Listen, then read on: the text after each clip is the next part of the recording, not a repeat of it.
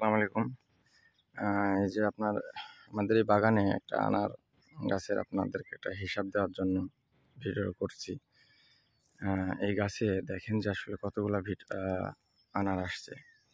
এই যে একটা, এই যে একটা, দুইটা, উপরে একটা আছে, তিনটা,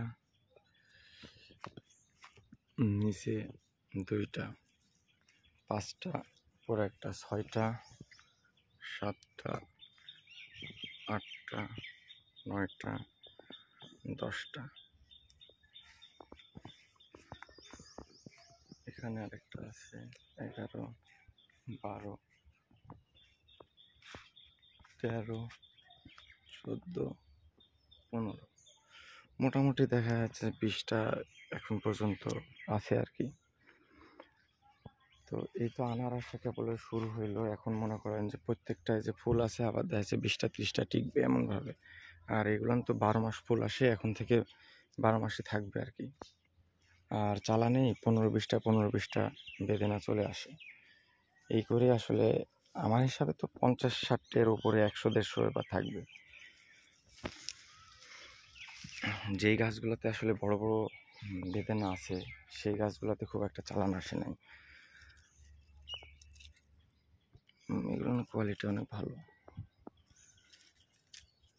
এই গাছগুলোতে সেট হচ্ছে, এই আনারগুলা এগুলো সব ঠিকই গেছে। তবে রিমন যে জাতটা আছে, রিমন জাতটাও মোটামুটি ভালো, কালারের দিক দিয়ে ভালো, কিন্তু আমি এটাকে 12 মাস পাই নাই।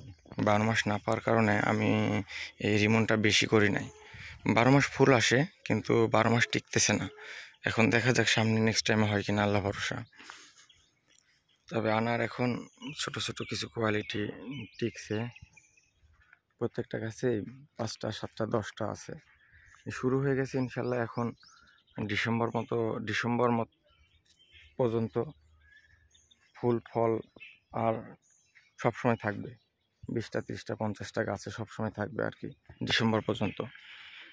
ঠিক আছে। তবে এবার আনারের কোয়ালিটি অনেক বড় হবে। গতবার আমার যে আনারের কোয়ালিটি ছিল এটা 150 গ্রাম আর 150-200। এবার আমার কোয়ালিটি অনেক বড় হবে। এবার 250 গ্রাম 200 গ্রামের সব ওভার করবে। কারণ আনার বাগানে আসলে বেশি গাছ বড় হলে আপনার বেদানা বড় হয় আর কি।